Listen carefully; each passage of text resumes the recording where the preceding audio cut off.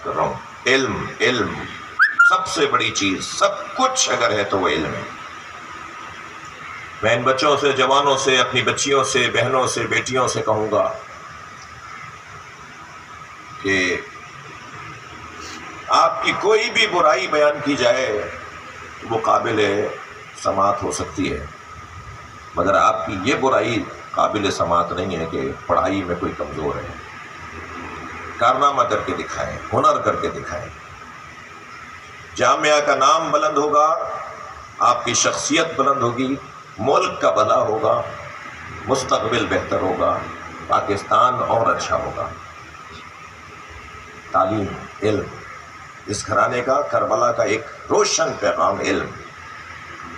اتنی بڑی یونیورسٹی جس میں 40,000 سے زیادہ طالب علم ہوں، جس سے جڑے ہوئے اداروں سے میں لاکھوں کی تعداد میں طالب علم ہوں. شاید میں نہیں پوچھ سکا رئیس جامعہ سے، شیخ الجامعہ سے، کہ شاید پاکستان کی یونیورسٹی دنیا کی تعداد کے حساب سے کون سی یونیورسٹیز کون سے نمبر پر آتی ہے. یقیناً آگے کے نمبروں پر آتی ہے. اتنی بڑی، اتنا بڑا اس کا دل ہے، اتنی بڑی اس کے پاس گنجائش ہے، مگر وسائل، مالی بحران جو پورے ملک میں ہے. میں اپنے طرف سے یہ کہہ رہا ہوں کہ اس جامعہ سے جڑی ہوئی شخصیات جو پوری دنیا میں بڑی حیثیتوں والے لوگ ہیں، وہ یہ نہیں دیکھیں کہ یہ گورنمنٹ تعاون کرے گی تو یہ ہو اور وہ ہو. آپ اپنا حصہ بھی ڈالیے. آپ اپنا حصہ بھی کراچی یونیورسٹی کی تعلیم کے لیے، یہاں کی عمارتوں کے لیے، یہاں کے شعبوں کے لیے، یہاں کے مسائل کے حل کے لیے. میں پوری دنیا میں یہ بہت سی جگہ دیکھا جا رہی ہے آج کا یہ اجتماع، اپیل کروں گا کہ کراچی یونیورسٹی کے ساتھ مالی تعاون کیا جائے تاکہ اور یہ بہتر ہو اور شعبے بنے.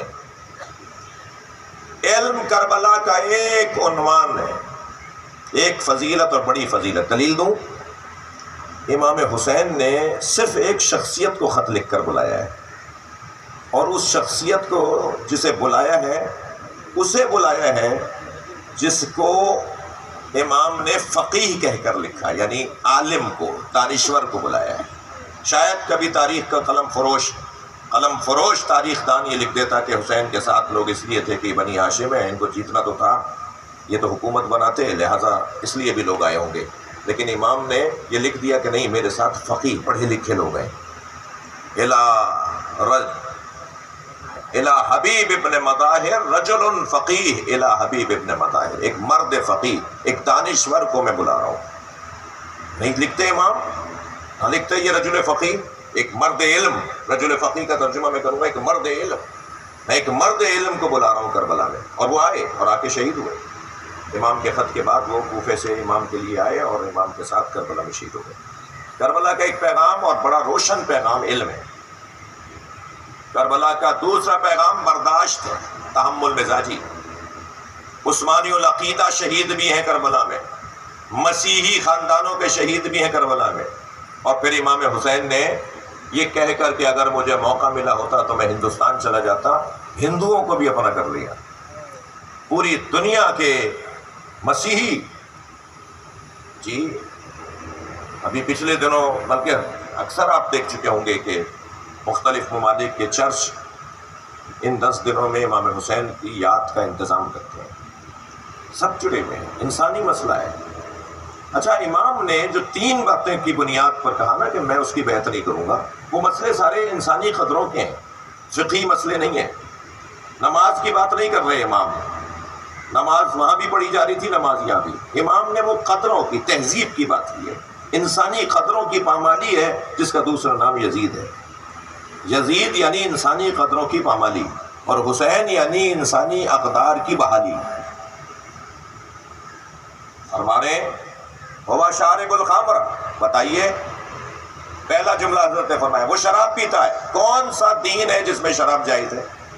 ہندوؤں کو جائز ہے. ہندو پیتا ہوگا تو وہ مسلمان بھی پیتا ہے، غلط کرتا ہے، حرام کام کرتا ہے. مگر کون سا؟ مسیحیوں کے جائز ہے. کسی بھی دین دھرم میں شراب پینا جائز نہیں ہے. جی امام فرما رہے ہیں وہ شراب پیتا ہے. شراب یعنی عقل کا زوال، عقل کا زائل ہو جانا، تہذیب کا مٹ جانا. وہ اپنے آپے میں ہی نہیں ہوتا، اسے پتہ ہی نہیں ہوتا میں کیا بول رہا ہوں، کہاں جا رہا ہوں، کس کی طرف بڑھ رہا ہوں، کہاں سے ہٹ رہا ہوں.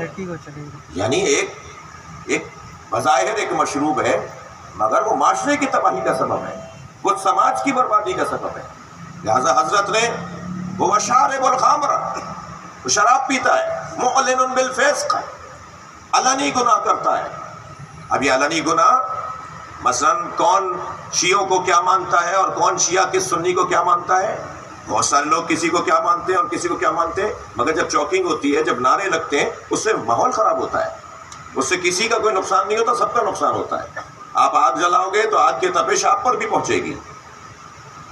امام فرما رہے ہیں یہ علنی گناہ کرتا ہے. علنی کام کرنا، جو کام مثلا بند کمرے میں اللہ جانے اور یہ بندہ جانے، پردے کے پیچھے یہ جانے اور اس کا رب جانے، مگر جب یہ پردے کے باہر آ کر مجمع میں چوک پہ کھڑے ہو کے وہی کام کرے گا تو پھر اس سے معاشرے میں فساد پھیلے گا.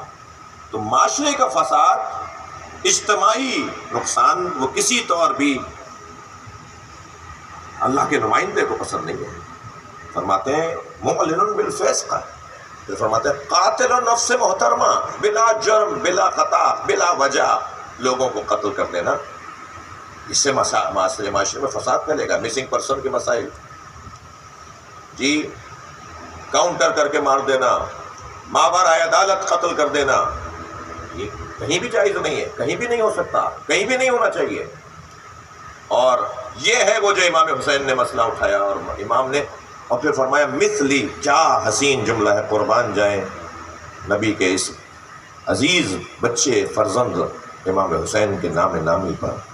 فرماتے ہیں مثلی لا یبایع مثلہ، مجھ جیسا، نہیں کہا کہ میں، فرمایا مجھ جیسا اس جیسے کی بیعت نہیں کر سکتا. تحریک بنا دی، ایک تحریک شروع کر دی. یعنی یہ میرا مسئلہ نہیں ہے، تمہارا بھی ہے. میرے زمانے تک محدود نہ رہنا، یہ آگے بھی آئیں گے مسئلے. ہر زمانے کے اندر کوئی حسین کا پیروکار بھی رہے گا اور یزید صفت لوگ بھی رہیں گے. لہذا برائیوں کے خلاف جانے کی بات کی امام حسین نے، اقدار کی بحالی کی بات کی امام حسین نے، تہذیب کی بحالی کی بات کی. میرے عزیزوں، میرے بچوں، جوانوں، پاکستان کے مستقبل اور ہونہار مستقبل، میں آپ سے گزارش کروں گا کہ یہ وہ تعلیمات ہیں امام حسین کی جن پر عمل ہی ہماری نجات کا ذریعہ ہے.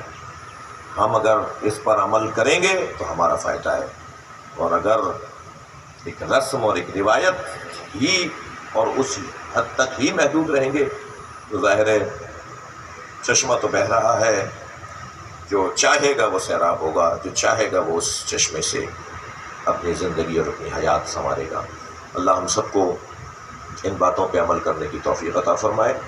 اس ادارے کی ترقی کے لیے، اساتذہ کی توانائی کے لیے، مالی اور علاقائی مسائل کے حل کے لیے نبی اور آل نبی پر مل کر آواز بلند صلوات پڑھتے ہیں.